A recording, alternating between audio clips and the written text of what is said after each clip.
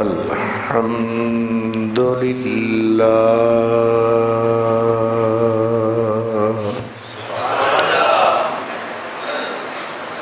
الحمد لله رب العالمين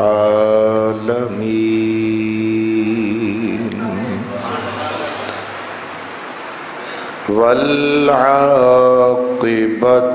للمتقين والصلاة والسلام على سيد المرسلين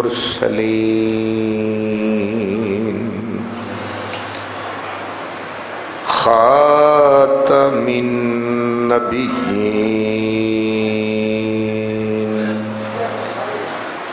وعلى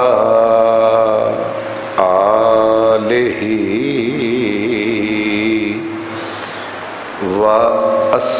وأصحابه أجمعين أما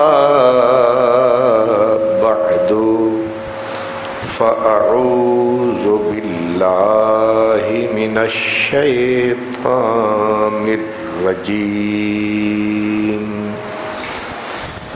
بسم الله الرحمن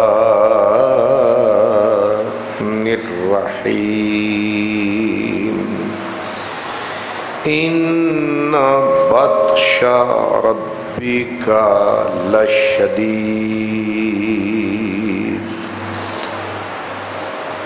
وسيعلم الذين ظلموا أي منقلب ينقلبون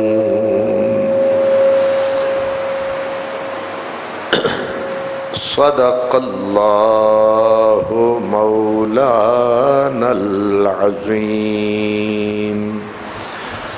الصلاة والسلام عليك يا رسول الله وعلى آلك وأصحابك يا حبيب الله۔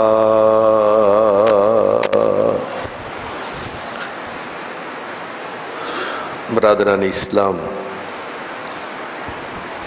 محرم شریف کا یہ جمعہ ہے اور آج کا خطبہ اس لحاظ سے خاصا اہم ہے کہ میں آپ کی خدمت میں وہ بدنصیب لوگ جو بنیادی طور پر حضور سیدنا امام عالی مقام حضرت امام حسین علیہ السلام اور آپ کے خانوادے کے قتل میں بالواسطہ یا بلا واسطہ ملوث ہیں، ان کا تعارف، کیونکہ نام تو ہم سنتے رہتے ہیں کہ یزید ابن زیاد، شمر، عمر بن سعد، شمر اور باقی دیگر لوگ، مروان، تفصیلی طور پر ہمیں ان کے بارے میں کوئی خبر نہیں ہے۔ مختار ثقفی جس نے ان کا پھر بدلہ لیا، ان لوگوں کے بارے میں ہمیں تفصیلی معلومات حاصل نہیں ہیں۔ سال ہا سال ہو گئے، ہم سنتے ہیں، محافل میں جاتے ہیں۔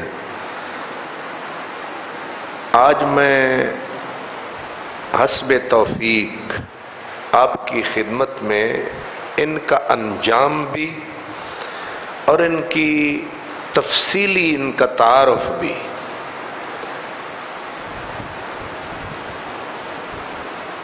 اس لیے آپ توجہ فرمائیں گے، اس میں علم بھی ہے، تعلیم بھی ہے، عبرت بھی ہے، دونوں چیزیں اس میں آج کے خطبے میں شامل ہیں۔ سب سے پہلا شخص جو کلیتاً اس تمام تر حادثے کا سبب ہے، باعث ہے، وہ یزید ہے۔ یہ ایک فراڈ اور دجل چل رہا ہے کہ وہ ذمہ دار ہے کہ نہیں ہے، وہی اس تمام حادثے کا ذمہ دار ہے۔ عجب یہ ہے کہ میرے اور آپ کے آقا علیہ الصلاۃ والسلام نے جہاں ہزاروں پیشین گوئیاں فرمائیں قیامت تک، ان میں ایک اس بدبخت کے بارے میں بھی سرکار دو عالم نے پیشین گوئی واضح فرمائی تھی۔ اس کا نام ہے یزید۔ یاد رکھیں، یزید کوئی لفظ برا نہیں ہے، کیونکہ کئی سو مسلمان ہیں جن کا نام وہ اس سے پہلے بھی ہیں اور بعد میں بھی ہیں۔ تقریباً امام بخاری نے 300 اسماء یزید کے نام کے گنوائے ہیں، اور یزید کا اپنا جو نام تھا وہ اس کے چچا کے نام پہ تھا۔ اس کے چچا کا نام تھا یزید بن ابو سفیان، اچھا آدمی تھا، حضرت فاروق اعظم کے دور کا وہ گورنر تھا۔ وہ جب دنیا سے گیا تو پھر حضرت امیر معاویہ اس کی جگہ پہ آئے تھے، تو اس کا نام اس کے چچے کے نام پہ رکھا گیا۔ والد کا نام حضرت امیر معاویہ ہے، والدہ کا نام ہے میسون، اور میسون جو تھی یزید کے دادے کا نانے کا نام ہے بہدل۔ قبیلہ ان کا تھا بنو کلب، اور اس قبیلے کے بارے میں ہے کہ یہ عیسائی تھے۔ کیا تھے؟ عیسائی تھے۔ حضرت امیر معاویہ نے، کیونکہ طاقتور قبیلہ تھا،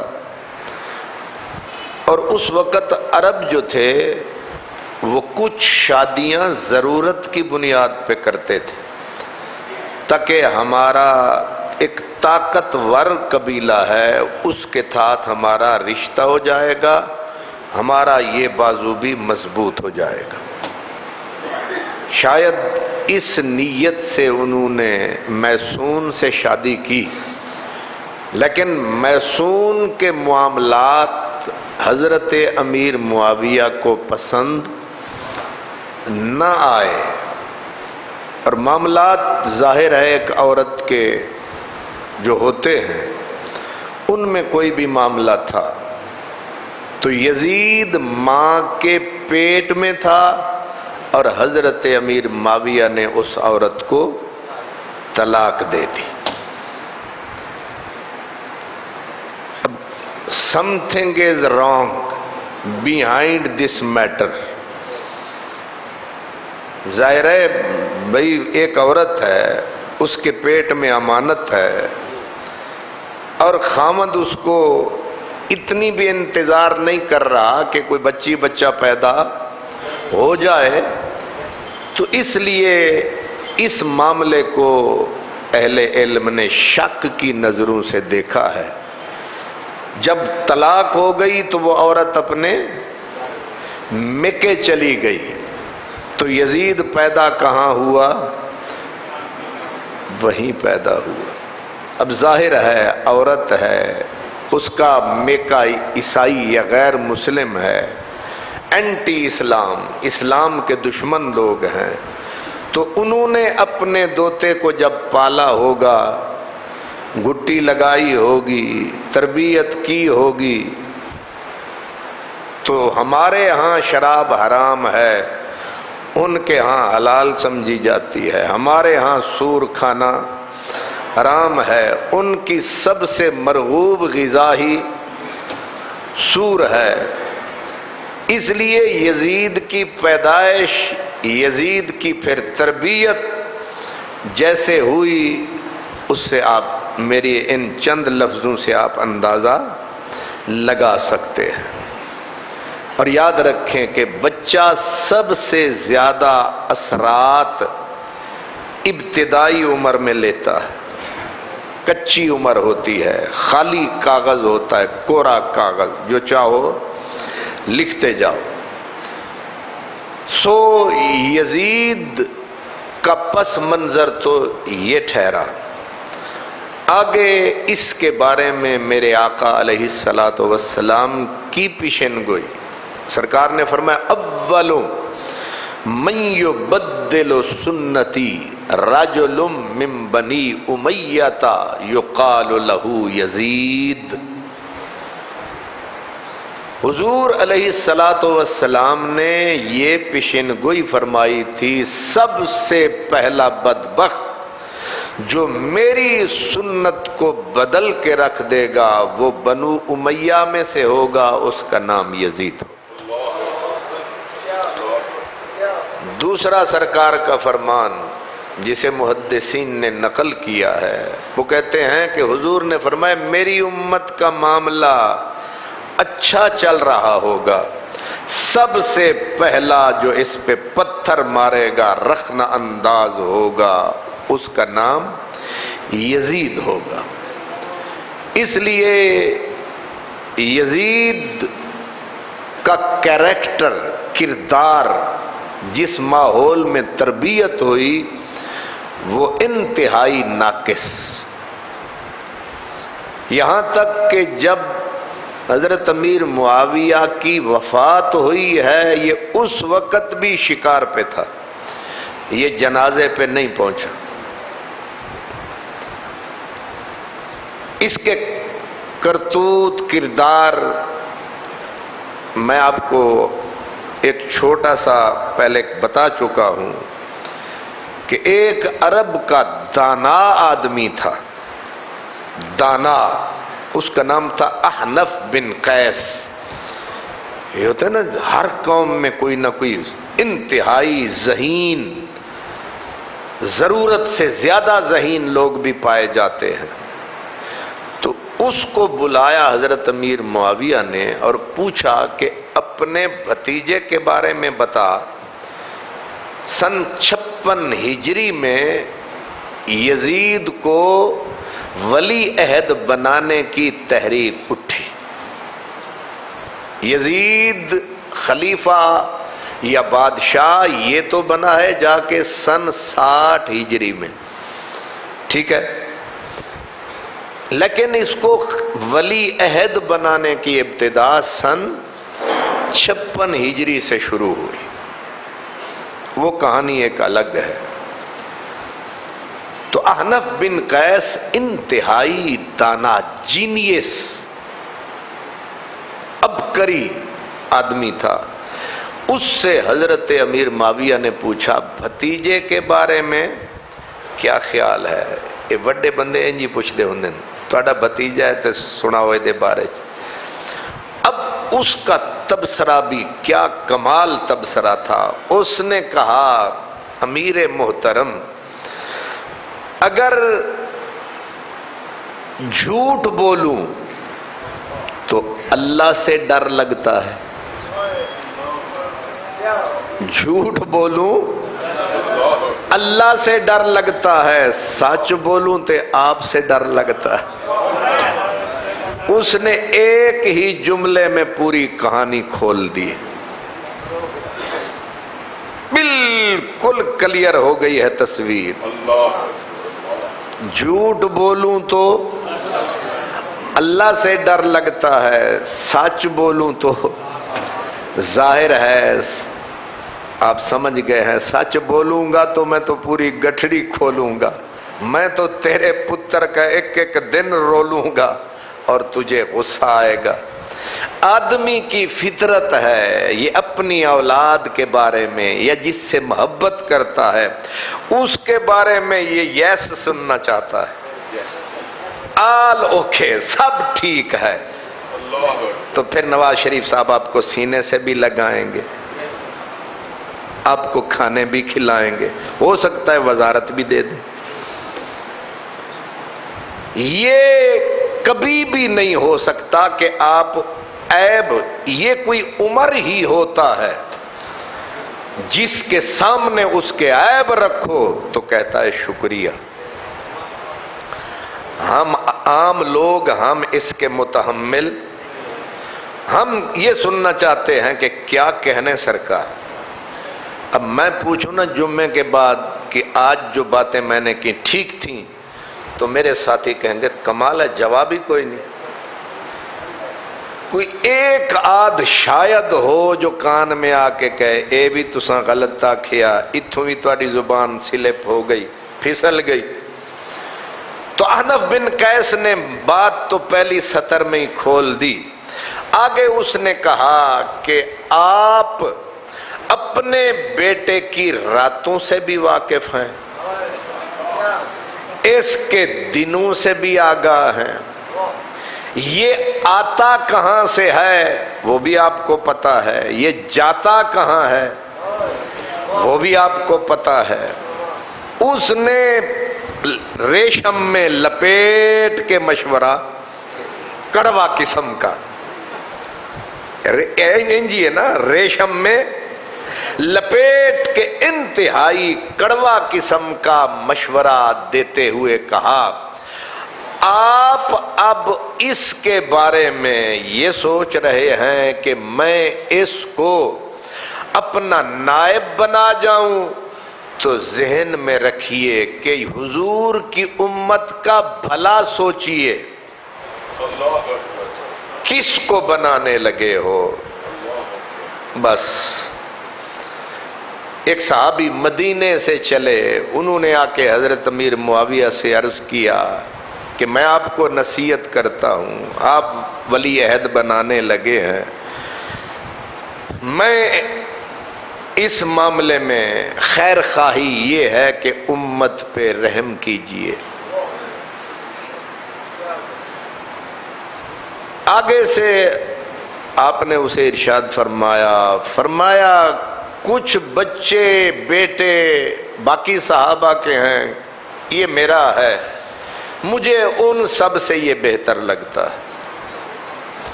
سو انہوں نے اس کو ولی عہد منتخب کر دیا۔ پھر ظاہر ہے طاقت ہوتی ہے، پیسہ ہوتا ہے، یہ دو چیزیں اپنا کام کرتی ہیں۔ کچھ لوگوں کو، ہم جس دور میں بیٹھے ہیں، کچھ لوگوں کو اپنی طرف مائل کیا جاتا ہے۔ پاکستان کی سیاست آپ جانتے ہیں نا، ابھی تھوڑے عرصہ پہلے جب یہ ہماری حکومت تشریف لائی تھی تو ہمارے ہاں یہی طریقہ اپنایا گیا تھا کہ کچھ کو تو 3 کروڑ دے دو، جو 2 کروڑ والا اس کو وہ دے دو، جو پیسے سے نہیں خریدا جاتا اس کو یہاں سے پکڑ لو، اس کی فائلیں کھول لو، تیرا ہسپتال فلان جگہ پہ ہے، تیرا سکول فلان جگہ پہ ہے، تیرے پیسے فلان بینک میں ہیں، اور تیری بیٹی فلان جگہ پڑھتی ہے، تیرا بیٹا فلان جگہ پڑھتا ہے۔ اب بتا کوآپریٹ کرنا ہے یا سب کچھ سے فارغ ہونا ہے؟ بندہ باقی سب چیزوں کی قربانی دے سکتا ہے، جب اسے کہا جائے تیری بیٹی فلاں کالج میں پڑھتی ہے اور اسے پتا ہے کہ یہ جو کہہ رہے ہیں یہ کرنے والے بھی ہیں۔ ہر دور میں حکومتیں بنانے والوں نے اسی طریقے سے کام لیا ہے۔ تو کچھ لوگوں کو ڈرایا گیا ہوگا، کچھ کو دھمکایا گیا، کچھ کو سمجھایا گیا، سو یہ حضرت خواجہ حسن بصری رضی اللہ تعالیٰ عنہ وہ کہتے ہیں ہائے کاش کہ یہ نہ کیا ہوتا، ایک اپنے بیٹے کو ولی عہد آپ نہ بناتے، یہ بدعت نہ آتی، قیامت تک ہمارا معاملہ شورا میں چلتا، لوگ اسی کو چنتے جو کسی قابل ہوتا، جو اہل ہوتا، لیکن یہ اچھا نہ ہوا، امت کے لیے یہ بہتر نہ ہوا۔ ولی عہدی کی جو بنیاد رکھی گئی ہے وہ یزید سے شروع ہوئی ہے، اب پھر قبلہ پیر صاحب ہر پیر نے ولی عہد بنا رکھا ہے، معاف کرنا، سارے پیر جتنے بھی ہیں، علماء نے بھی اپنے بڑے فخر سے کہتے ہیں یہ میرا ولی عہد ہے، میرے سمیت کسی کو شرم نہیں آتی۔ ادھر یزید کو لعنت اللہ علیہ کہتے ہیں، اور سب نے اس کو حلوہ سمجھ کے کھا رکھا ہے، ہر پیر نے اپنے جیتے جی ولی عہد بنا رکھا ہے۔ تو یہ انہیں علم ہونا چاہیے، یہ سنت حسین نہیں ہے، یہ سنت علی نہیں ہے، یہ سنت عثمان نہیں ہے، یہ سنت عمر نہیں ہے، یہ سنت صدیق نہیں ہے، یہ سنت نبی نہیں ہے، یہ سنت یزید ہے۔ کام یزید والے کھڑے حسین کی صف میں ہیں، کرتوت یہ ہیں سارے مولانا پیران اعظام۔ یہ تو ٹھیک ہے کہ نواز شریف مرے گا تو مریم وزیر اعلیٰ بنے گی، وہ مرے گی تو جنید بنے گا، بھٹو مر گیا تو اس کی بیٹی آ گئی، وہ مر گئی تو اس کا بیٹا آ گیا۔ یہ بلائیں ہم پہ جو مسلط ہیں، آپ سمجھ سکتے ہیں ان کی بنیاد یزید ہے، گویا یہ پورا نظامی یزیدی ہے۔ لیکن اگر یہ حکومت میں یزیدیت ہے تو معاف کرنا، آپ کی جتنے یہ پیران اعظام ہیں یہ بھی تو نظام یزیدی ہے، یہ کون سا حسینی ہے؟ لیکن سخت کڑوا قسم کا جملہ میں کہہ گیا ہوں، لیکن ہے ایسا ہی۔ میرے رسول نے اگر کسی کو بنانا ہوتا تو آپ سے زیادہ دانا بینا صاحب بصیرت کو پیدا ہوا، اب بنا دیتے، لیکن آپ نے یہ معاملہ امت کے داناؤں پہ چھوڑ دیا۔ حضرت ابو بکر صدیق کی باری آئی تو وہ چاہتے تو ان کا بیٹے ایک نہیں کئی تھے، اور سارے اس لائق تھے کہ وہ خلیفہ بن سکتے تھے، انہوں نے اپنی بجائے حضرت عمر تیسری جن سے ان کا تعلق رشتے کا خون کا بالکل کوئی نہیں، حضرت عمر گئے تو انہوں نے ایک پوری کمیٹی بنائی جو انتہائی لائق لوگ تھے، تم فیصلہ کرو۔ جب حضرت عثمان غنی گئے تو انہوں نے اپنا کوئی ولی عہد، ان کے بیٹے موجود تھے، حضرت ابان ابن عثمان، سعید، بہت سارے تھے اور قابل لوگ تھے۔ پھر حضرت مولا علی کو کہا گیا مہربانی کرو حسن کو بنا دو، اب حسن سے زیادہ لائق تو دنیا میں بندہ پیدا ہی کوئی نہیں ہوا، لیکن مولا علی نے کہا کہ نہ،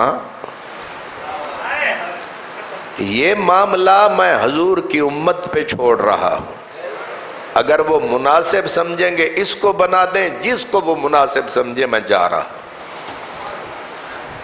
تو یزید ولی عہدی، یہ میں ڈر ڈر کے لفظ کہا کرتا ہوں کہ یہ ولی عہدی کی جو بیماری ہے یہ یزیدیت ہے اصل میں۔ ہمارے سلسلہ یہ تصوف میں اس کی کوئی، پہلے بزرگ جب جاتے تھے تو مثلا ہم چشت اہل بہشت کو دیکھیں تو حضور خواجہ معین الدین چشتی اجمیری کے بیٹے تھے، لیکن آپ کا نائب کون بنا؟ خواجہ قطب الدین بختیار کاکی۔ حضرت خواجہ قطب الدین بختیار کی اولاد تھی، ان کا کہاں قطب الدین بختیار کاکی، کہاں پاک پتن کا بابا فرید۔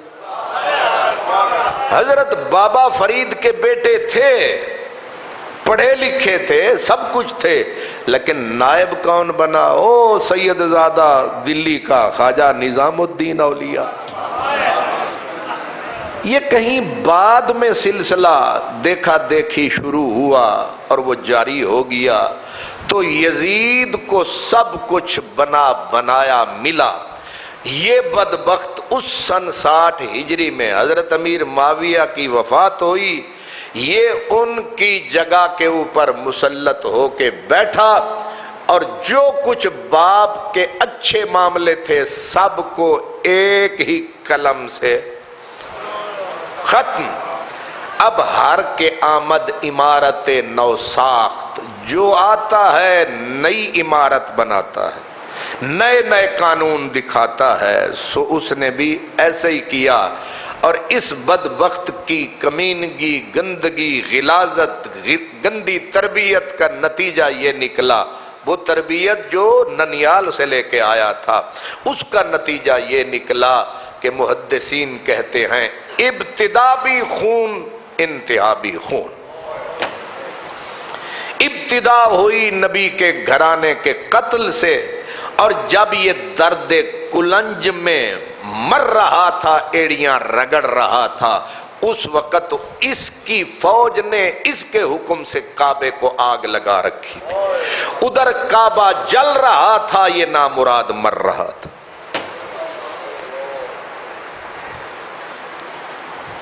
اور حکومت کتنی کی اس نے؟ 3 سال اور 4 مہینے اور چند دن شاید بنتے ہیں، یہ اس کی حکومت ہے۔ کتنی؟ اب حکومت بھی کوئی لمبی چوڑی نہیں چلی۔ یہ 61 ہجری میں اس نے محرم شریف کا مہینہ، حضرت سیدنا امام عالی مقام کی شہادت، اس کے بعد پھر مدینے پہ چڑھائی، پھر مکے پہ چڑھائی، بس کچھ تو خون، ظلم و جبر، صحابہ کی بے عزتی، رسول اللہ کے قریبیوں کی توہین، اس کے علاوہ اس منحوس انسان سے کچھ ہو نہیں سکا۔ اب آپ کو میں یہ بتاؤں کہ یزید کے جو میرے نبی نے فرمایا تھا، بخاری شریف کی حدیث ہے کہ میری امت کی ہلاکت، میری امت کی تباہی قریش کے چند لڑکوں کے ہاتھوں ہوگی۔ اور حضور فرماتے تھے سن 60 سے پناہ مانگو۔ حضرت ابو ہریرہ فرماتے تھے میں چاہوں تو میں ان لڑکوں جن کی حضور نے بتایا میری امت برباد ہوگی چند لونڈوں کے ہاتھوں، حضرت سیدنا ابو ہریرہ کہتے تھے میں ان کے نام بتا سکتا ہوں، لیکن خدشہ ہے کہ ادھر نام زبان پہ آئے گا، ادھر گردن اڑا دی جائے گی۔ لیکن اس کے باوجود آپ بازاروں میں پھر کے کہتے تھے اللہم انی اعوذ بک من رأس 60، مولا میں سن 60 ہجری سے پناہ مانگ۔ اسی لیے آپ اس سے پہلے ہی دنیا سے چلے گئے۔ اور وہ لونڈے کون ہیں؟ بخاری شریف کی جتنی شرحیں اب تک لکھی گئی ہے، امام ابن حجر، امام ابن عینی سے لے کر، وہ کہتے ہیں اولہم یزید، وہ چھوکرے، وہ لونڈے جن کی پیشین گوئی رسول اللہ نے کی تھی میری امت تباہ کریں گے، ان میں ٹاپ پہ جو ہے اس کا نام یزید۔ یہ وہ بدبخت آدمی ہے۔ حکومت کتنی کی؟ 3 سال 4 مہینے کے قریب ہی بنتا ہے۔ تو یہ مرا کب اور کس حال میں مرا؟ اب حالت ادھر یہ ہے کہ کربلا کا حادثہ ہو چکا اور دیگر کئی اور حادثے، لیکن بڑا حادثہ میں آپ کو بتا چکا ہوں، واقعہ ہررا۔ مدینے کے اندر 10,000 تابعین صحابہ، 700 حافظ قرآن مدینے میں مار ڈال۔ آپ نے تفصیلاً میری گفتگو سنی تھی کہ اس کے اندر پھر اس کی فوج نے حملہ کیا مکے پہ۔ یہ تھا سن 64 ہجری، سن 64 ہجری، ربیع الاول شریف کا مہینہ، اور 14 ربیع الاول شریف تھی کہ اس کی فوج نے حضرت ابن زبیر پہ اٹیک کرنے کے لیے حرم کو حرم نہ سمجھا، کعبے کو آگ لگائی، کعبے کی چھت جلی، کعبے کا غلاف جلا، اور وہ سر دمبے کا جو حضرت اسماعیل علیہ السلام کے لیے فدیہ آیا تھا، وہ سر بھی انہی کی آگ لگانے سے جل گیا۔ ادھر آگ لگی ہوئی تھی، ادھر قاصد پہنچا کہ یزید فوت ہو گیا ہے۔ حضرت عبداللہ بن زبیر نے کہا، او شامیو، اپنی تلواریں، اپنے پتھر روک لو، تمہارا طاغوت مر چکا، جہنم رسید ہو چکا، مرا، کلنج سے اندر ہی اندر قدرت نے پکڑ لیا۔ اب آپ بتائیں کتنی بڑی حکومت تھی، 90 لاکھ مربع میل، تقریباً 3 بر اعظم ہیں۔ حضرت عمر کی حکومت تھی 26 لاکھ مربع میل پہ، یہ حکومت کہاں پہنچ گئی؟ 3 بر اعظم کا حکمران بے بسی سے ایڑیاں رگڑتا رگڑتا مرا۔ اس نے اپنے بیٹے معاویہ کو نامینیٹ کیا کہ اب ظاہر ہے میرا یہ بیٹا میرا نائب بنے گا۔ بیٹے نے باپ کی گدی پہ بیٹھنے سے انکار کر دیا۔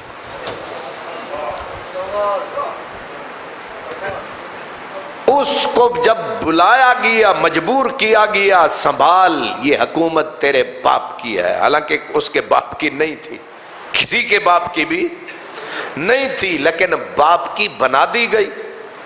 اب اس کو لایا گیا کہ آپ بیٹھ، سنبھال گدی، تو چھوٹی گدی نہیں ہے، کتنی بڑی حکومت، 3 بر اعظماں تھے۔ اس نے آ کے جو خطبہ دیا وہ ہماری اکثر کتابوں میں موجود ہے۔ اس نے کہا، اللہ کی حمد، او لوگو، اگر اس حکومت میں کوئی رس تھی، کوئی پھل تھا، وہ ہمارے بڑوں نے چکھ لیا۔ اگر اس میں باقی جو بچ گئی کڑواہٹ، وہ ساتھ لے گئے۔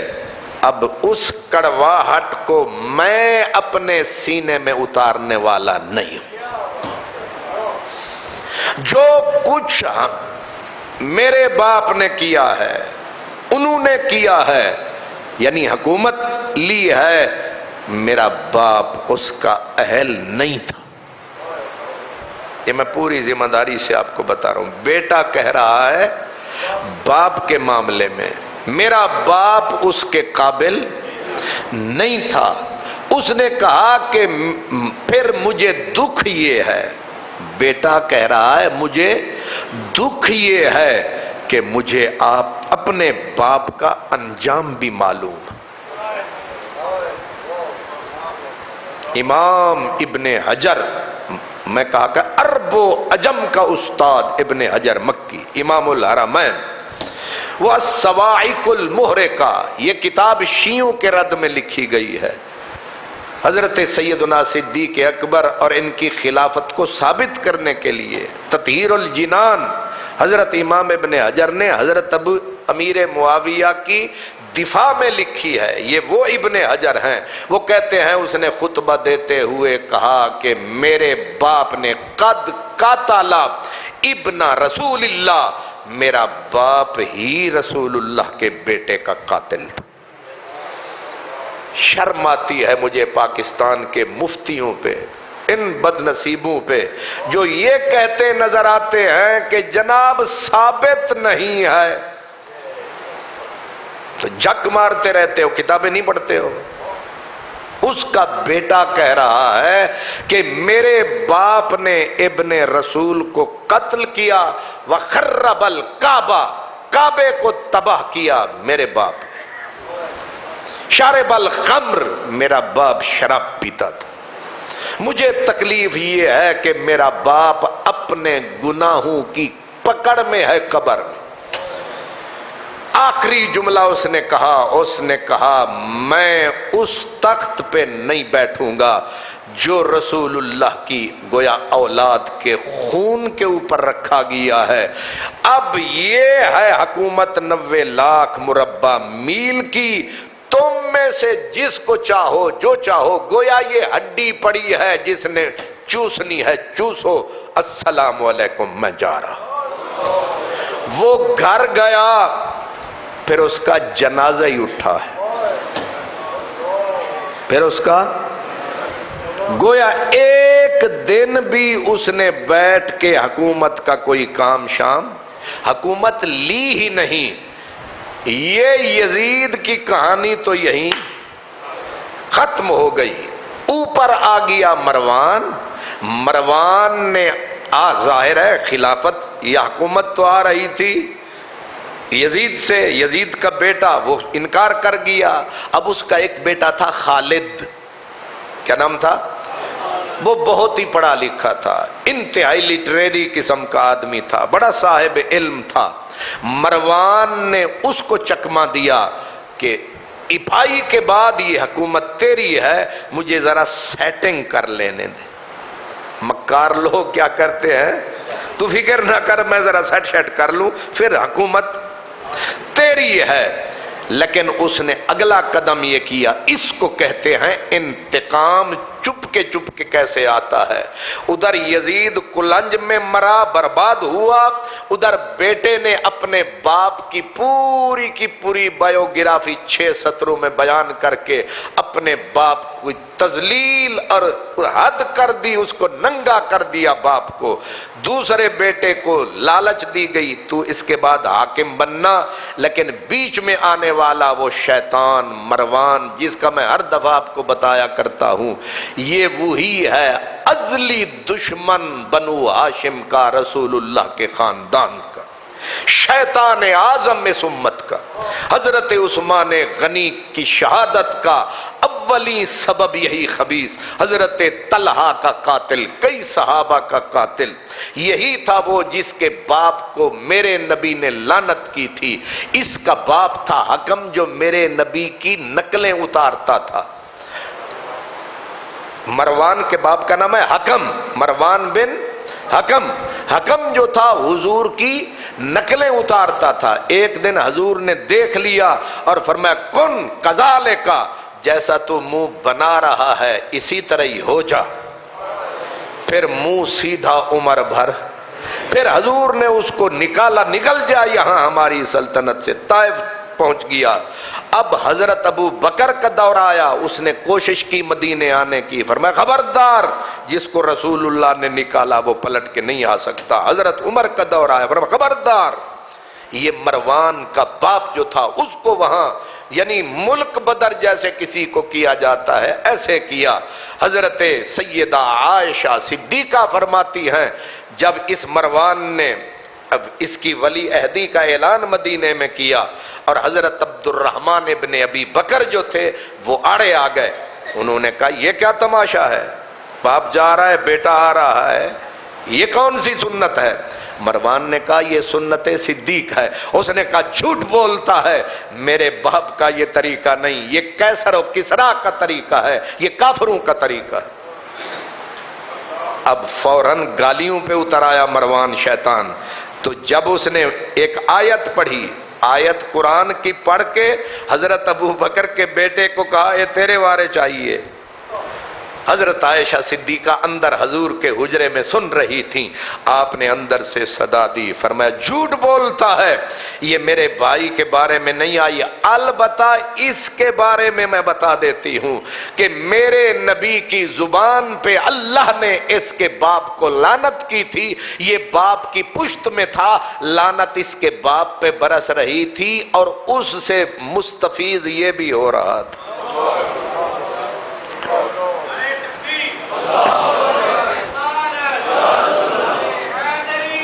اور لفظ ہیں تیرا خوبصورت یہ ماہر چہرہ، تیرا خوبصورت یہ ماہر چہرہ مجھے دیتا بے حد ہے تسکین چہرہ، تیرا خوبصورت یہ ماہر چہرہ مجھے دیتا بے حد ہے تسکین چہرہ، کرم کے کرم کا برستا کرم ہے، کرم کے کرم کا برستا کرم ہے، تیرا چہرہ رب کی ہے تزئین چہرہ، تیرا چہرہ رب کی ہے تزئین چہرہ۔ تو میں عرض کر رہا تھا کہ یزید کا بیٹا خالد، لیکن حکومت کون لے گیا؟ اچک کے لے گیا مروان۔ طریقہ کیا اپنایا؟ یزید کی بیوی پہ قبضہ۔ کچھ سمجھ میں آ رہی ہے؟ اس کو، اب اس کو کہتے ہیں جبر، بیوی یزید کی قبضہ، یہ ہے شیطان اعظم۔ آپ اس کی تاریخ پڑھیں تو آپ حیران ہی رہ جائیں گے۔ اس کا سر بڑا تھا، گردن بالکل پتلی، داڑھی ناف تک، قد بالکل چھوٹا، خیط باطل اسے کہتے تھے، اور مکروہ چہرہ، یعنی عجیب قسم کی حیت تھی، لیکن اتنا مکار کہ شیطان بھی مروان کو دیکھے تو پڑھے لا حول ولا قوت الا باللہ۔ نہیں سمجھ آئی میں نے کیا کہا؟ یعنی جس کو دیکھ کے شیطان بھی لا حول پڑھے اس کو مروان کہتے، یعنی شیطان جس سے پناہ مانگے کہ میں پر پیوا تو ہے، پورے 30 شیطان کٹھے کرو تو امت کی تباہی اور اب تک جو بربادی ہو رہی ہے، اس یہی خبیث نے اس کا بیج بویا۔ تو مروان یزید کی بیوی پہ قابض ہوا، ظاہر ہے اب بیوی آ گئی، حکومت کے بھی اوپر پنجے رکھ دیے۔ اب اس کے بیٹے نے کہا کہ مجھے بنائیے نا، اس نے کہا ذرا ٹھڈی کر کے کھا، تجھے بنائیے۔ اب کیا کیا؟ برسر مجلس خالد جو یزید کا بیٹا تھا اس کو بلانا اور اس کی ماں کے عیب برسر مجلس بیان کرنے، تاکہ یہ بھی ذلیل ہو، اس کی ماں بھی ذلیل ہو، اور دنیا والے یہ سمجھیں کہ ایسے ذلیل بھی حکومت کے قابل ہوتے ہیں۔ خالد بن یزید نے جا کے ماں کو کہا کہ ایدے نال میرے پیو نو داغ لا کے آ گئی ہیں، سن رہی ہیں، کہہ کیا رہا ہے؟ اس نے کہا اب تو چپ ہو جا اور بتانا کسی کو نہیں، میں علاج کرتی ہوں۔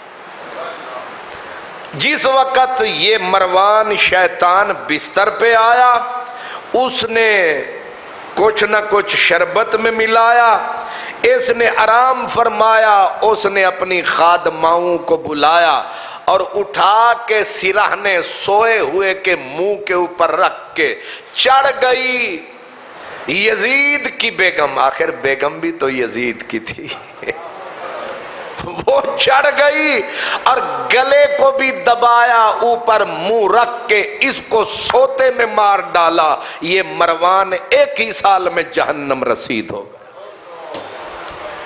یہ وہی شیطان ہے جو ہر جمعے کو مدینے کی مسجد میں 6 سال تک مولا علی کو گالیاں دیتا رہا. 6 سال. اور حوصلوں کے پہاڑ تھے علی کے بیٹے جو اپنے نانے کے شہر کو کشت و خون سے بچاتے رہے اور یہ سارا ظلم و ستم سہتے رہے. یہ ان کا کلیجہ ہے.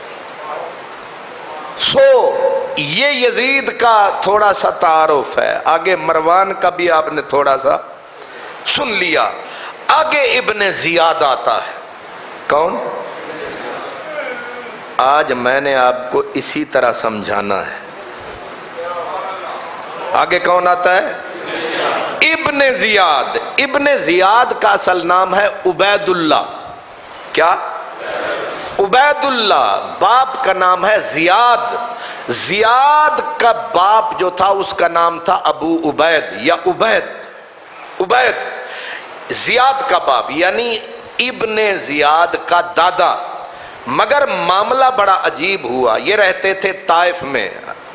جناب ابو سفیان گئے وہاں اور زیاد کی جو ماں تھی اس کے ساتھ صحبت ہوئی. نتیجتاً پیدا ہوا زیاد. اب معاملہ یہ تھا کہ زیاد کا ابا کوئی اور پیدا ہوا بستر کسی اور سے. اس لیے اب بھی تاریخ زیاد کا جب نام لیتی ہے تو زیاد کو ابن عبید نہیں کہتی. زیاد کو جب بھی بولتی ہے زیاد اپنے باپ کا بیٹا یہ تاریخ کہتی ہے. اپنے. اس کا مطلب آپ نہیں سمجھے. لگتا ہے انجے کہ پورا تسی دہی دا کنڈا کھا کے بیٹھے.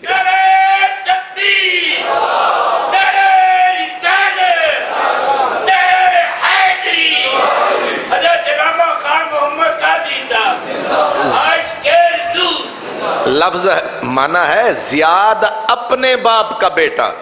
جب بھی آپ کوئی کتاب پڑھیں گے تو زیاد کے نام کے ساتھ لکھا ہوگا اپنے باپ کا بیٹا. یہ پردہ رکھنے کی ایک خوبصورت سبیل ہے. اس کا معنی یہ ہے جیڑا بھی اودا پیو سی اودا بیٹا. یہ پردہ رکھا گیا نا. زیاد اپنے باپ کا بیٹا کیونکہ اپنے باپ جو عبید تھا اس کا تو تھا نہیں. اب یہاں جس وقت زیاد ظالم تھا ظاہر ہے جب اپنے ابے کا نہیں تھا تو پھر کیا ہونا تھا.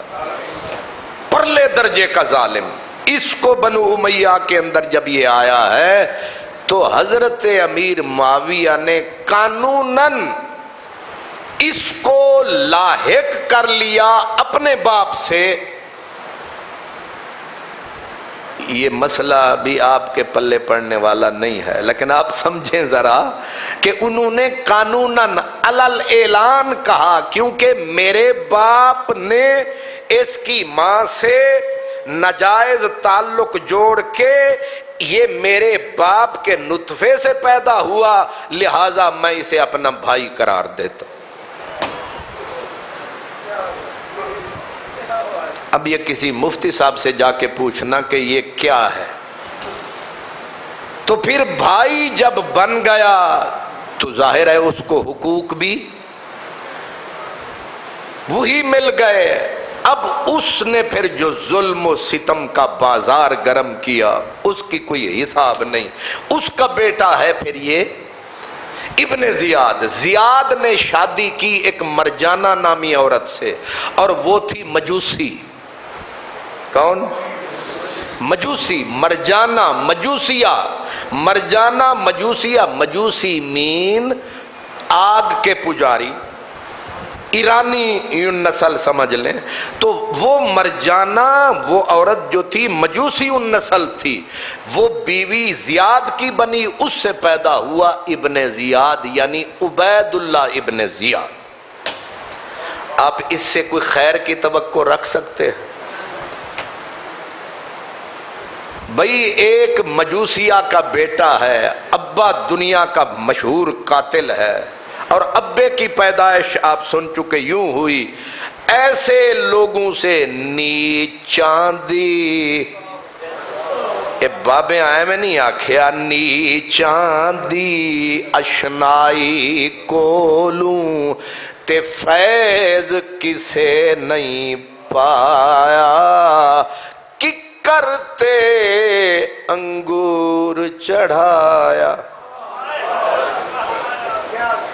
ایک سب تونس کنڈے کدے خطرناک ہوندن، ککراں دے کنڈے سب تو خطرناک، ککرتے انگور چڑھایا ہر گچھا زخمایا۔ بس یہی سمجھ لو یہ ککر تھے، انگور اسلام تھا۔ اور جو حشر ککر کے کانٹے، ببول کے کانٹے انگور کا کرتے ہیں، رسول اللہ کے نور کا پھر انہوں نے وہی حشر کیا۔ عبید اللہ ابن زیاد ماں مجوسیہ، باپ وہ جو اپنے باپ کی طرف منسوبی نہ ہو سکا، وہ ہے عبید اللہ ابن زیاد۔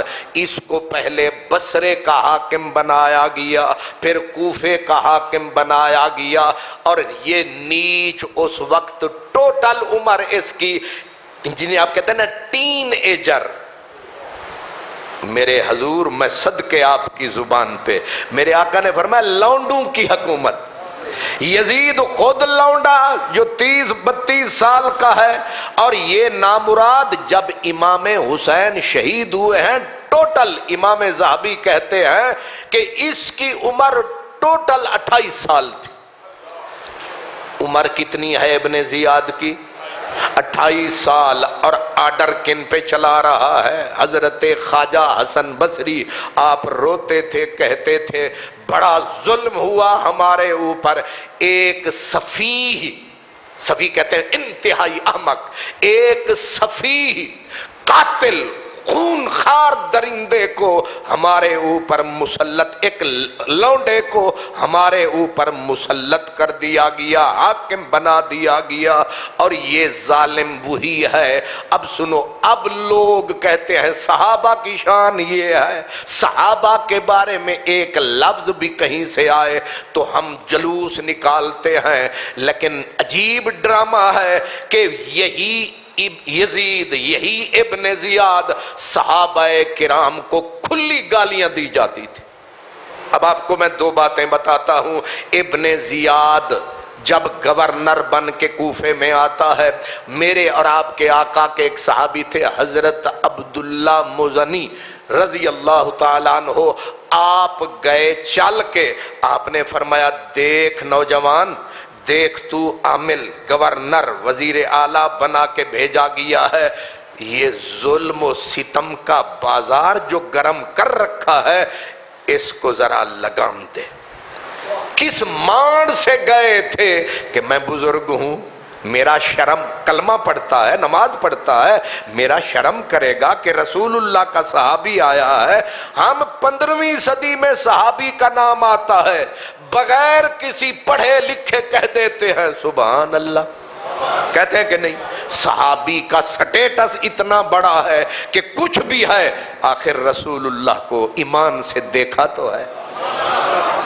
ہم نکمے نکارے، کتنی صدی ہے؟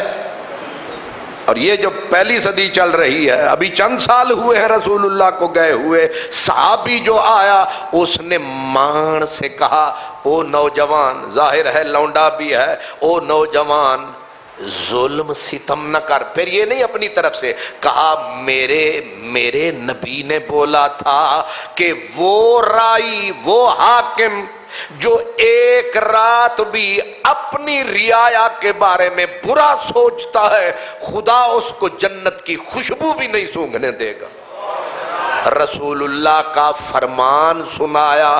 اب آگے اس ملعون کا جواب بھی سن لیں۔ اس نے کہا من انت، تو کون ہے؟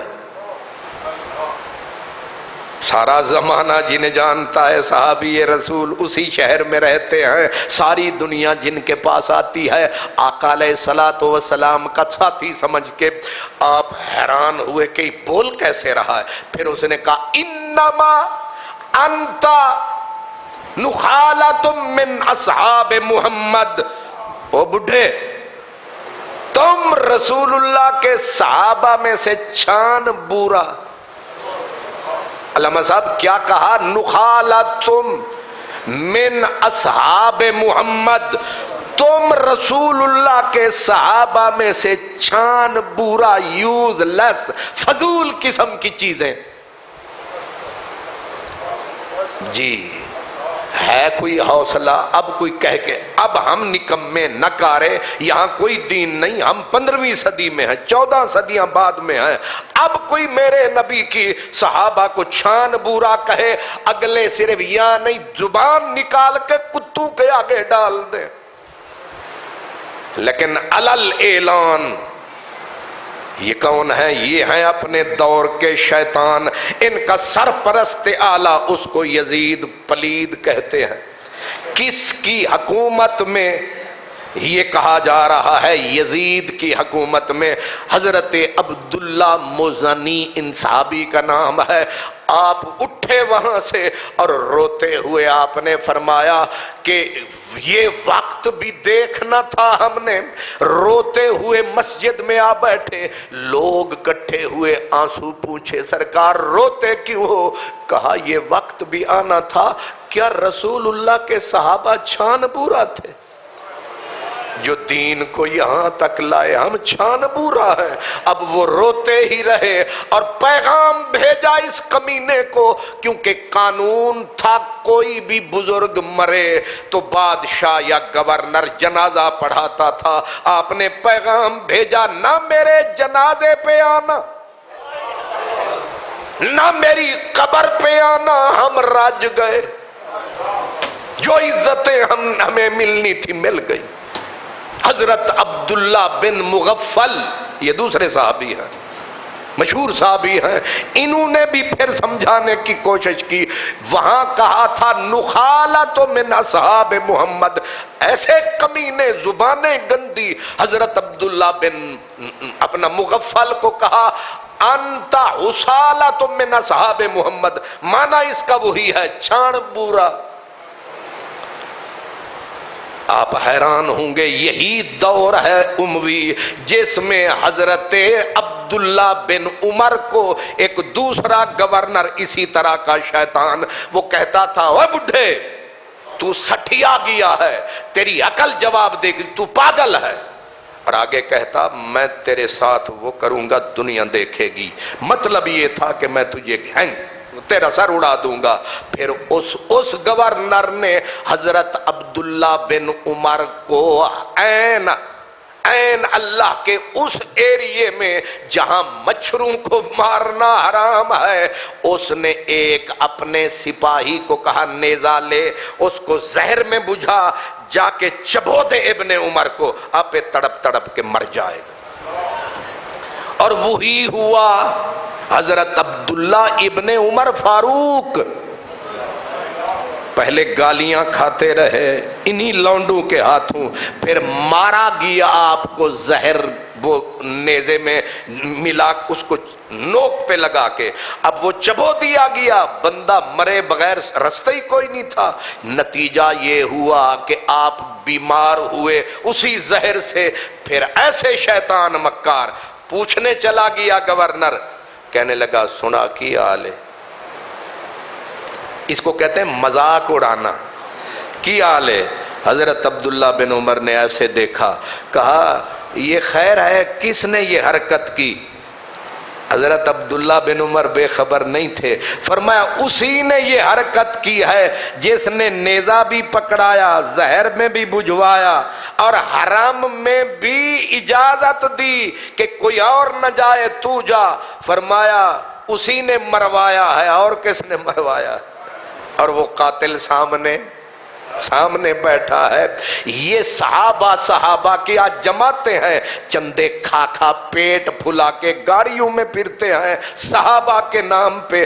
تماشا یہ ہے جو حکومتیں صحابہ کو گالیاں دیتی رہی آج وہی یزید رحمت اللہ.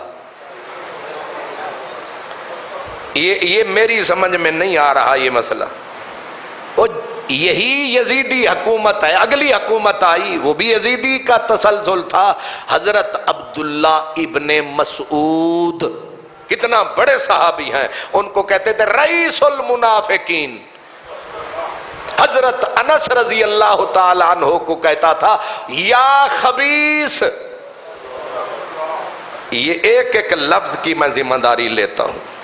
یہ ان حکمرانوں کے گورنر وزیر گالیاں دیتے تھے, اور یہ گالیاں سیدھا سیدھا کہہ دینا کہ تو پلید, تو فلاں, تو فلاں, لیکن مجال ہے کہ کسی میں جرت ہو. آپ کیا سمجھتے ہیں صحابہ کرام کی عزت و ناموس کو اجاڑنے والے یہ جن کے تذکرے, اس کا نام ہے, ایک کا نام عبید اللہ ابن زیاد. ابن زیاد اب ظلم بھی کرتا رہا, ستم بھی کرتا رہا, یہ کرتوت بھی کرتا رہا, لیکن اللہ کا نظام ہے. فارسی میں کہتے ہیں نمی گیرم, نمی گیرم. اگر گیرم تو سخت گیرم, لمبی کرتا ہوں رسی تو کرتا جاتا ہوں, لیکن جب پکڑنے پہ آتا ہوں پھر 1 سیکنڈ لگتا ہے, نمرود سوکھی لکڑی کی طرح نیچے ہوتا ہے. فرعون جیسے لوگوں کو یہی تھا ابن زیاد. جب آیا نا مختار, ہن جاگو سرکار, اب ایک ایک کا مجھے آپ کو بتانا پڑے گا. مختار کا سنتے جی, مختار ثقفی, مختار بن ابو عبید ثقفی, اس کا والد صحابی رسول ہے. کیا ہے؟ ابو عبید ثقفی صحابی رسول ہے, اور چھوٹا موٹا صحابی نہیں, جنگ قادسیہ کا ہیرو ہے. اور جنگ قادسیہ وہ ہے کہ جب سپر پاور کو فاروق اعظم کی فوجوں نے اپنے پاؤں تلے روند دیا تھا, اس میں ایک پل تھا, پل کے اوپر سامنے ایرانی ہاتھی کی فوج لے کے آئے, اور ہاتھی عربوں کے ہاں مروج نہ تھا. اگر ہاتھی آ جاتے تو مسلمانوں کا نقشہ الٹ جاتا. تو وہ کون لوگ تھے جنہوں نے اپنے سینے سامنے رکھ کے پل ان کو پاری نہ کرنے دیا, اس بلا کو نہ گزرنے دیا, اپنے چیتھڑے اڑا لیے. اس کا نام ہے ابو عبید ثقفی. اس باپ کے بیٹے کا نام ہے مختار. باپ بہت عظیم آدمی تھا, مجاہد اعظم تھا, صحابی رسول تھا. باپ وہاں شہید ہوا, بیٹا اب کہاں جائے, مدینے آ پناہ لی. مختار نے یہاں رہا. جب حضرت امیر معاویہ کا آخری وقت آیا, مختار تگڑا ہو چکا تھا, سمجھدار ہو چکا تھا, یہ پہنچ گیا کوفے کی سرزمین پر. اب ظاہر ہے کہ ان کا تعلق اولاد رسول سے بنتا تھا. اس نے تقریریں شروع کر دیں, پڑھا لکھا تھا, صاحب علم تھا. تقریریں, اور تقریر کرتا تھا لچھے دار, تقریر کرتا تھا جاندار. جس مجمع میں جاتا تھا آگ لگا دیتا تھا, پانی میں آگ لگا دیتا تھا. ابن زیاد وہاں کا پہلے بصرے کا گورنر, پھر کوفے کا بنا دیا گیا. اس نے اس کو پکڑا, پکڑ کے جکڑا, کہا تو بڑا حسینی بنا پھرتا ہے. 100 کوڑا اس نے اس کے جسم پہ مارا, اس نے سی بھی نہیں کی. کتنے اے سرکارہ نشے چڑھ جاون تے پھر انج ہی ہوندا ہے. نشہ چڑھ جائے تھے پھر نیندراں نہیں آندیاں, تے تسی کیویں آرام نال ستے ہوئے ہو؟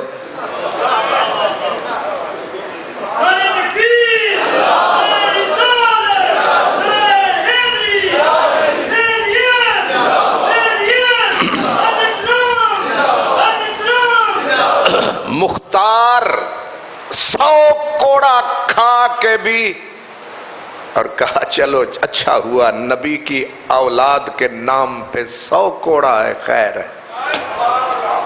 وہ بھی آگے ابن زیاد تھا شیطان کی نسل، اس نے کہا اگر یوں سیدھا نہیں تو پھر ٹیڑھی انگلی کر کے گھی نکال لیتے ہیں۔ اس نے اعلان کر دیا کہ مختار کو میں فلاں دن اس کی میں گردن اڑا رہا ہوں۔ ادھر اس نے گردن اڑانے کا پروگرام بنایا، بجلی کی سرعت سے خبر پہنچی مکے کہ مختار قتل ہونے والا ہے، ابو عبیدہ کا بیٹا قتل ہونے والا ہے۔ مختار کی بہن کی شادی حضرت عمر فاروق کے بیٹے حضرت عبداللہ بن عمر سے ہوئی تھی۔ چین دیکھیں، حضرت اس کا نام تھا صفیہ بنت ابو عبید ثقفی، پیاری بیوی تھی حضرت عبداللہ بن عمر کو۔ اور ادھر سالہ شریف، سالہ کوئی رشتہ سمجھتے ہو؟ ہوئے ہوئے ہوئے، بڑا ہی میٹھا رشتہ ہے، انج بن کے بیٹھے جنہیں پتہ ہی کوئی نہیں۔ کیا برادر ان لا ہوتا ہے؟ میاں صاحب برادر ان لا کہتے ہیں۔ یہ جو ان لاز ہوتے ہیں انہی کے راج ہوتے ہیں۔ بیبیاں دے اپنا آ جاون نا اپنے سسرال والے پاسوں تے انہاں نوں سخت سر وچ درد، بی بی سخت بیمار، جا بازار، لیکن آ جاون نا میکے والے پاسوں میں آدھا گلاب کی طرح کھڑ گئی ہے، کہتی ہے یہ مرغی الگ لانا، بیف الگ لانا، مٹن الگ لانا، تے ام بھی لے آنی تے چونسے تو بغیر نہ لے آنی۔ رشتہ بڑا ہے۔ حضرت صفیہ نے حضرت عبداللہ بن عمر کو کہا کہ میرے بھائی تحفے بھی بھیجتا رہتا ہے تجھے، اتنی اس نے تجھے گفٹ بھیجے ہیں، میرے بھائی کی جان پہ بن گئی ہے، تجھے فکر ہی کوئی نہیں۔ آپ نے کہا لڑ نہیں ہونے لکھ دا، ابھی لکھ، اور تیز رفتار گھوڑے پہ یزید کو پیغام بھیج، میرا بھائی چلا گیا تو پھر گھر تیرا بھی ٹھیک نہیں رہنا۔ بندے نو ایک کوئی دھمکی بڑی ہے۔ اب خط لکھا حضرت عبداللہ بن عمر فاروق رضی اللہ تعالیٰ عنہما نے یزید کو کہ تجھے پتا ہے کہ میرے گھر میں مختار کی بہن ہے اور میرے رشتے کے تقدس کا یہ تقاضا ہے کہ مختار کو پھانسی پہ نہ چڑھایا جائے، پہلی فرصت میں عمل ہو۔ یزید پہلے ہی منہ کالے کروا چکا تھا، انہیں آکھیا ہر پاسو تو لعنت پئی پیندی ہے تے اے فاروق اعظم دا پتر ہے، اینوں تے کسے طریقے تے اپنے نال ملا لواں۔ اس نے شکر پڑھا کہ خط آیا حضرت ابن عمر کا، اس نے فوراً پیغام بھیجا کہ ابن زیاد مختار کو پہلی فرصت میں کر رہا ورنہ تو گیا۔ ایک کرسی بڑی ظالم ہے، انہیں آکھیا کرسی رہنی چاہیے بھاویں کوئی روے نہ روے۔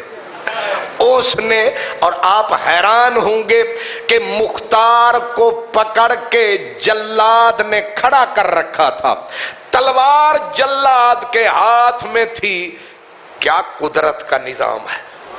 ابھی چند سیکنڈ میں گردن پہ پڑنی تھی، مختار اگلے جہان پار ہو جانا تھا۔ اچانک دمشق سے قاصد پہنچا، کہا رکو، تلوار وہیں رکی، خط پڑھو۔ خط دیکھا، لکھا تھا مختار کو چھوڑ دو۔ عین موت کے سائے سے مختار۔ آگے کہا ابن زیاد نے 3 دن کے اندر اندر کوفے میں تو مجھے نظر نہ آئے ورنہ پھر یہی سزا۔ مختار یہاں سے بھاگا سیدھا مکے، وہاں سے حضرت ابن زبیر کے ساتھ ملا اور پھر جدھر سے گزرتا گیا تقریر کرتا گیا۔ نہیں سمجھے؟ جیڑے ہوندے نا مقرر، انہاں جتھے جانا ہے تقریر ہی کرنی ہے۔ میں یہاں سے پرسوں ترسوں نکلا جنگ سے سمندری سے ملتان سے ڈیرہ غازی خان، رات واپس پہنچا اکاڑے، صبح پہنچ گیا لاہور۔ دسو کچھ اور؟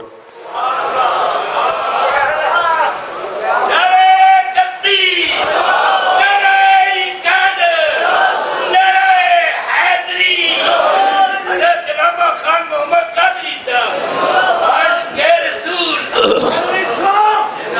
زندہ باد، زندہ باد۔ اب سمجھے ہیں، وہاں سے کیا تو آگ لگاتا گیا، اور لوگوں اٹھو حسین کی روح پکار رہی ہے، رسول اللہ کے بچے پکار رہے ہیں، ان کی بوندیں تمہیں پکار رہی ہیں، سوئے ہوئے شیر جاگ اٹھے، 1 سال کے اندر پلٹ کے آیا، کوفے کو منتظر پایا، پھر آگ لگ چکی تھی، چنگاری بھڑک رہی تھی، شعلہ بنی، پہلے کوفے پہ قبضہ کیا، پھر آگے بڑھتا گیا، پھر اعلان کیا، جب طاقت آ گئی، قوت آ گئی، بیچ میں نام حسین کا ہے، اولاد بطول کا ہے، اولاد رسول کا ہے، اب لوگ، وہ جو لوگ جن سے غلطی ہو گئی تھی کہ رسول اللہ کی اولاد کی مدد نہیں کر سکے تھے، ہم لوگ بھی بڑے پالیسی میکر ہیں، بلکہ سیاستدان ہیں، ہم لوگوں کو کہتے ہیں کوفے والے، کوفے والے، یہ نہیں کہتے کہ کوفے میں صحابہ بھی تھے۔ حضرت سیدنا سلیمان بن سرد صحابی رسول، عمر تھی 93 سال، 93، رویا کرتے تھے، کہتے تھے کوفے والو، بے وفائی کی تم نے نبی کے بیٹے سے، اٹھو توبہ کا وقت ہے، اٹھو توبہ کا وقت ہے۔ اس نے کم از کم 12-13 ہزار لوگ جمع کیے، جب میدان میں نکلنے لگے حضرت سلیمان بن سرد تو ٹوٹل بندے بچ گئے 4000۔ مختار نے پیغام بھیجا کہ یہ مکار دجال ابن زیاد تمہارے قابو میں نہیں آئے گا، مجھے آنے دو۔ سلیمان بن سرد صحابی رسول رضی اللہ تعالی عنہ، امام ذہبی کہتے ہیں کانا صالحا دینا، انتہائی دیندار صحابی، انتہائی اللہ والا صحابی، صحابی رسول۔ 4000 کا لشکر، ان کا نام ہے تاریخ میں توابین، سنتے ہو نا؟ توابین، توابین مین توبہ کرنا لے، توبہ کی پچھلی غلطی ہو گئی، ہون اساں سیر دینا ہے۔ حضرت سلیمان بن سرد 93 سال کی عمر میں تلوار ہاتھ میں پکڑی نکلے، لوگوں نے کہا اس عمر میں کیوں جا رہا ہے؟ کہا پہلے پاک حسین کی قبر پہ جا رہا ہوں۔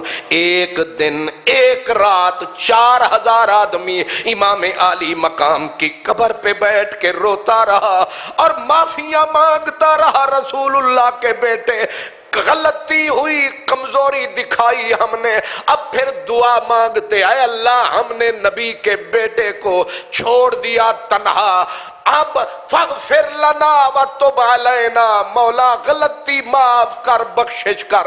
اب ہم نکلنے لگے ہیں، جان بچے یا نہ بچے ہم توبہ کرنے کے لیے میدان میں نکلے ہیں، حضور امام حسین کے قاتلوں سے لڑیں گے، یا مر جائیں گے یا ماریں گے، پلٹ کے نہیں آئیں گے۔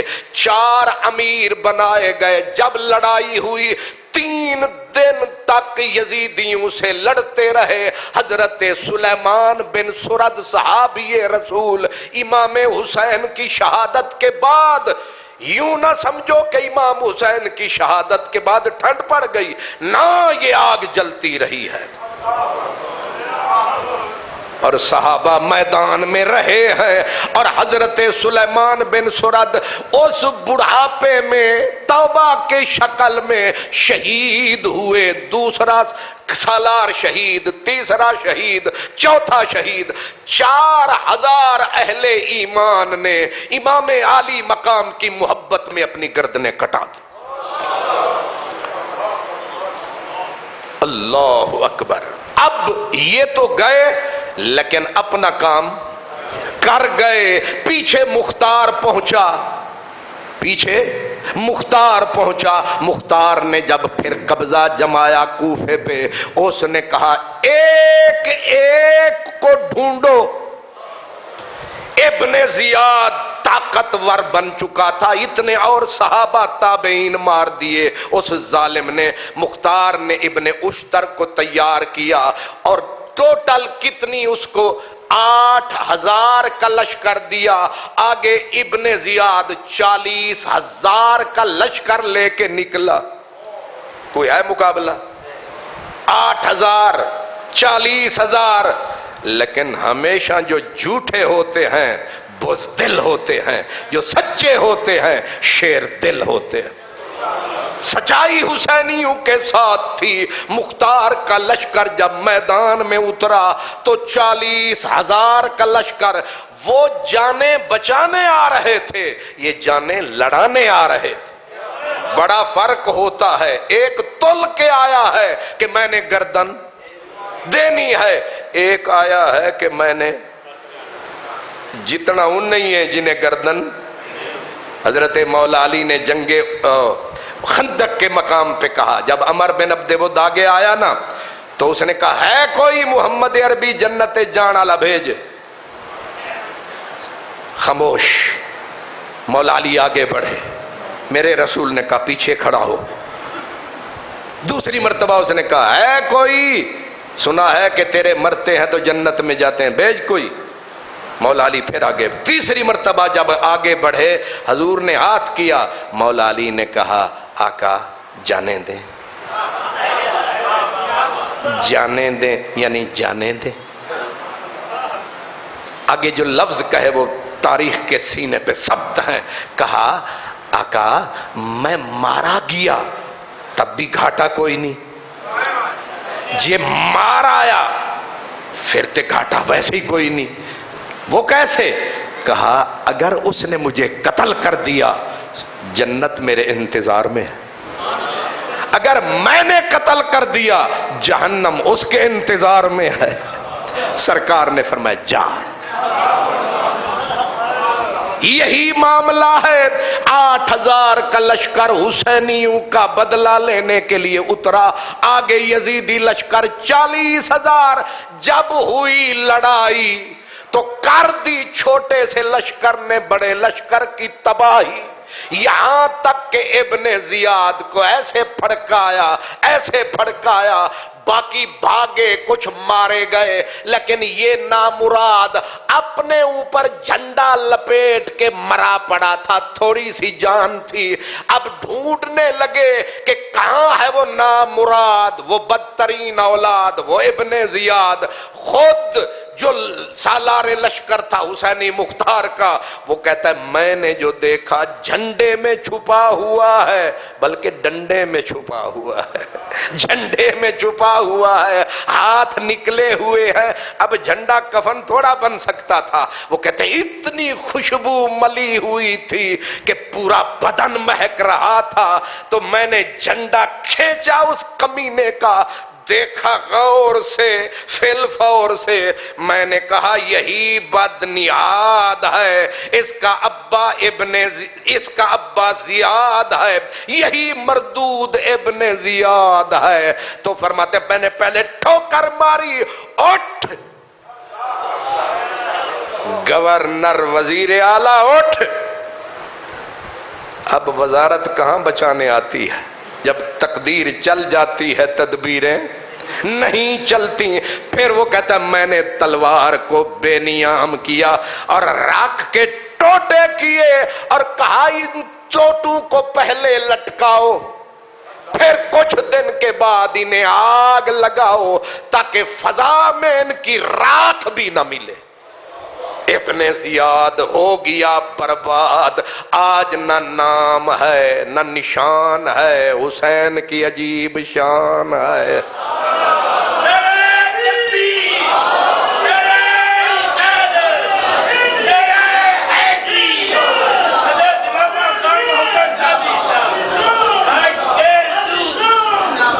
ہن تسی نعرے نہیں مارنے، ان نعریاں دا ٹائم پھر میں تھوڑے کو لینا. شمر آ گیا، کون؟ شمر. یہ شمر یہ بڑی منحوس قسم کا آدمی، کائنات کا منحوس ترین آدمی. میرے نبی نے کہا تھا میں دیکھ رہا ہوں میری اولاد کے خون کو ایک ابلک کتا چاٹ رہا. امام حسین نے جب دیکھا اس کو سر کے اوپر تلوار چلاتے، فرمایا نانے نے سچ کہا تھا، وہ تو ہی ہے۔ اب یہ شمر ایک صحابی کا بیٹا ہے، اس کے باپ کا نام آپ کو یقیناً پتا نہیں ہے، اس کو کہتے ہیں شمر ذل جوشن۔ کیا؟ شمر ابن ذل جوشن۔ جوشن کا اصل مطلب ہوتا ہے کہ سینہ جب باہر نکلا ہوا ہو تو اس کو یہ لفظ بولتے ہیں۔ اس کا اصل نام یا اوس تھا یا شرحبیل تھا، شمر کے باپ کا نام، اور وہ صحابی رسول تھا۔ میرا اللہ بے نیاز ہے، مردوں سے زندے، زندوں سے مردے، نوح علیہ السلام پیغمبر، بیٹا پکا کافر۔ حضرت مولا علی، میں ویسے مثال کے طور پر کر، مولا علی اور آپ کا سگا جو بہنوئی تھا پکا کافر حبیرہ، حضرت ام ہانی کا خاوند، کفر میں ہی چلا گیا، اس لیے اس پہ تعجب کرنے کی ضرورت نہیں۔ شمر کا باپ صحابی، ٹھیک ہے۔ اب عجیب معاملہ ہے، ایک دن حادثہ کربلا کے بعد مسجد میں بیٹھ کے طویل دعا، کون؟ شمر۔ شمر عالم بھی تھا، حافظ بھی تھا، قرآن کثرت سے پڑھتا تھا، دعائیں لمبی۔ ایک آپ کو دعا سناتا ہوں، بیٹھا ہے، صبح کی نماز پڑھی، 10 بج گئے، بیٹھا ہے اللہ کی یاد میں۔ اب اس نے دعا مانگی، اللہم انت شریف، او اللہ تو شریف ہے اور تو شرف کو پسند کرتا ہے، اور میں بھی شریف، اپنے آپ کو کہنا میں بھی شریف ہوں، لہذا تو بھی شریف، میں بھی شریف، شرف کو تو پسند کرتا ہے، مجھے معاف کر دے، مجھے معاف کر دے۔ ساتھ ہی جو نمازی بیٹھا تھا اس نے کہا مشکل،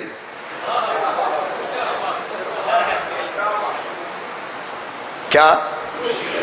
تانوں میرا لطیف وہ گل بھول گئی ہے جیڑی تانوں میں دسی سی، مشکل، یہ اگلے جمعے پہ میں چھوڑ دیتا ہوں۔ اس نے کہا مشکل، اس نے دیکھا، یا آخی لیما، کیوں؟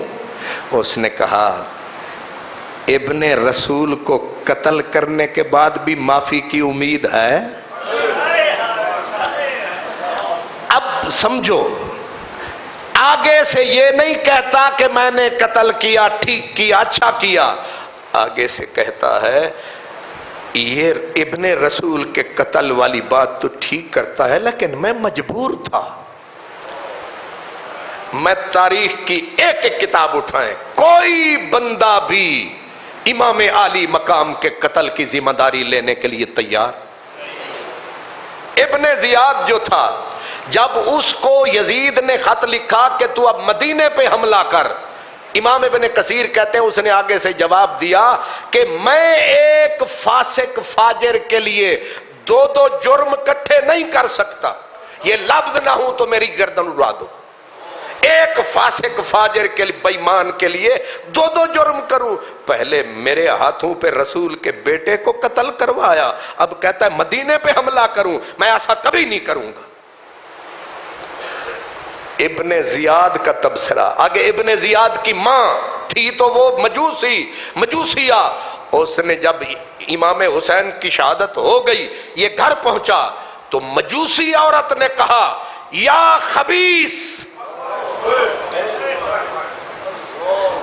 بیٹے کو ماں کہہ رہی ہے یا خبیث قتلتا ابن رسول اللہ، تو نے رسول اللہ کا بیٹا قتل کر دیا، مار دیا ہے، لا ترل جنت ابدا، مجوسی عورت کہہ رہی ہے تو دوزخی ہے کیونکہ تو رسول اللہ کے بیٹے کا قاتل ہے۔ آج کے ملاؤں پہ مجھے ترس آتا ہے، ان سے تو وہ مجوسی عورت اچھی جو کہہ رہی ہے تو قاتل ہے۔ یہ بڑے بڑے ڈاکٹر، یہ کوفے والوں نے یہ کیا، فلاں نے یہ کیا، ان اپنے باپوں کو نکالنا چاہتے ہیں، لیکن اس عورت نے یہ تبصرہ کیا۔ خیر، تو شمر جو تھا بدبخت، اس نے جب کہا کہ میں مجبور تھا. اور آگے اس نے کہا تو تو جانتا ہے جو ہم پہ مسلط ہیں حکمران یزید وغیرہ ابن زیاد، ہم پہ جو مسلط ہیں، اگر ہم ان کا کہا نہ مانتے یہ ہمارا وہی حال کرتے جو گدھوں والے گدھوں کا حشر کرتے ہیں. ہم نے تو اپنی جان چھڑانے کے لیے یہ جرم کیا ہے، ورنہ ہم مجبور ہیں. یعنی نہ یہ ذمہ داری لے رہا ہے عمر بن سعد. اس شمر کا پھر جو حال ہوا، عبادت گزار اللہ والا قاتل رسول اللہ کی اولاد کا یہ ابلک کتا کبھی اس وہاں چھپتا ہے کبھی ادھر چھپتا ہے، لیکن تقدیر پیچھا کر رہی ہے. ایک دن رات کے وقت اسے گھیرا گیا، تلوار نکال کے کہنے لگا میں شریف زادہ ہوں. اگلو نے کہا آپ میدان میں رکھ کے مارا، اس کی لاش کے ٹوٹے کیے، اس کو پھر کتوں کے آگے ڈالا گیا. اور عجب ہے کتے اس کی لاش کو جھنجھوڑتے بھنبوڑتے رہے، نوچتے رہے، حالانکہ کتے بندے کی لاش کا کچھ تو شرم کرتے ہیں. پھر اس کی لاش کے ٹکڑے کٹھے کر کے لٹکائے گئے، پھر اسے بھی آگ لگائی گئی. اب آ گیا عمر بن سعد. ہائے ہائے ہائے، واہ خدایا بے نیاز، بہت بے نیاز ہے تو. حضرت سعد بن ابی وقاص کا بیٹا، جانتے ہو کتنے بڑے صحابی ہیں حضرت سعد بن ابی. ہائے ہائے ہائے، واہ سعد، یہ وہی سعد ہے. جنگ احد کی منزل تھی اور میرے نبی پر حملے پہ حملہ ہو رہا تھا. حضور تیر اٹھاتے تھے، سعد بن ابی وقاص کو پکڑاتے تھے اور کہتے تھے ارمے چلا تیر، تجھ پر مجھ محمد کا باپ فدا.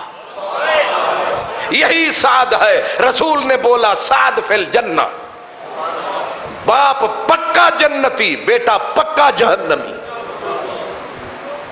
حضرت مولا علی نے ایک دن اسی سعد کو دیکھ کے کہا تھا، کہا ایک دن ایسا آنے والا ہے سعد کہ جہنم بھی تیرے سامنے ہوگی، جنت بھی تیرے سامنے ہوگی، لیکن افسوس تو جنت کو چھوڑ کے جہنم کی طرف چلا جائے گا. کہا چاچا کیا کہتے ہو؟ فرمایا بیٹا جو دیکھا ہے وہ کہہ رہا. اب وقت بہت قلیل رہ گیا آپ کے اور ہمارے دامن میں. یہی عمر بن سعد ہے. یہ تقریباً 9 بھائی تھے. کتنے؟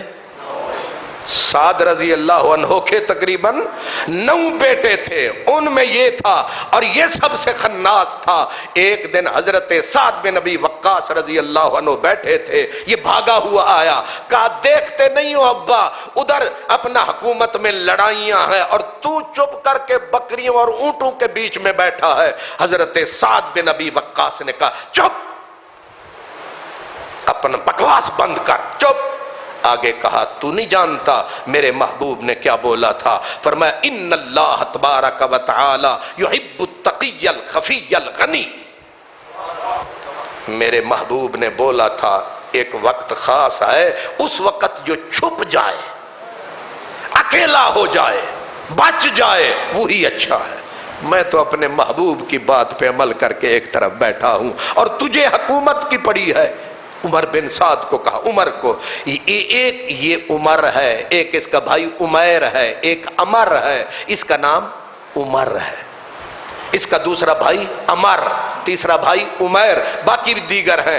اور آپ حیران ہوں گے یہ یزید کی حکومت کی طرف سے سالار تھا اس لشکر کا جنہوں نے میرے امام کو شہید کیا ہے.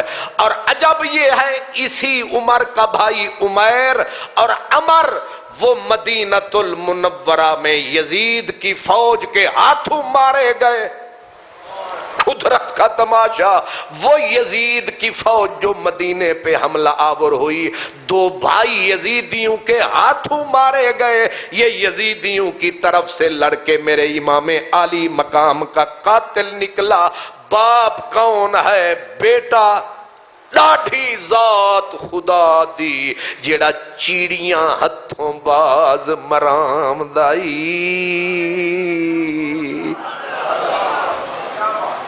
اللہ بے نیاز ہے. جس نے، یہ تو میں نے ان کا تعارف کروایا، شمر ابن زیاد، یزید، مروان اور عمر بن سعد. یہ کون لوگ تھے؟ یہ معمولی لوگ نہ تھے، بڑے بڑے خانوادوں کے لوگ تھے. لیکن ایک امام کے قتل نے ان کو نہ دنیا کے لائق چھوڑا، آخرت کے لائق تو نرا چھوڑا ہی نہیں. پھر حکومت کدھر گئی، وہ طاقت کدھر گئی، وہ اقتدار کدھر گیا؟ اور یہ کوئی 100 سال بعد نہیں ہوا. 61 ہجری میں میرے امام کی شہادت ہوتی ہے، سن 66 ہجری میں یزیدیوں کے پرخچے اڑ جاتے. جتنے بڑے بڑے یہ قاتل تھے، سب کے سب کا حشر، یہ سارے کے سارے اجڑے، اور ان کے سر کہیں، ان کے دڑ کہیں کتے کھاتے ہیں، کہیں آگ انہیں کھاتی ہے، کہیں راکھ اڑتی ہے. اسی لیے یہ خون شہیداں کی جو سرخی ہے، یہ نہ کہیے سرخی خون شہیداں کچھ نہیں. لیکن آج عبرت یہ ہے، نہ ابن زیاد کی قبر ملتی ہے، نہ شمر کا کہیں مزار ہے، نہ عمر بن سعد کی کہیں قبر کا کوئی نشان ہے. لیکن عجیب قدرت کا نشان ہے، حسین کی عجیب شان ہے.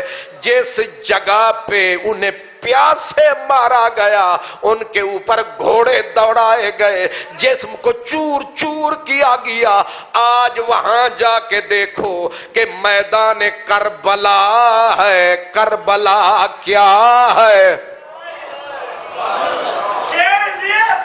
60 لاکھ 80 لاکھ آدمی، یعنی نجف سے کربلا تک انسانوں کا سمندر ہوتا ہے.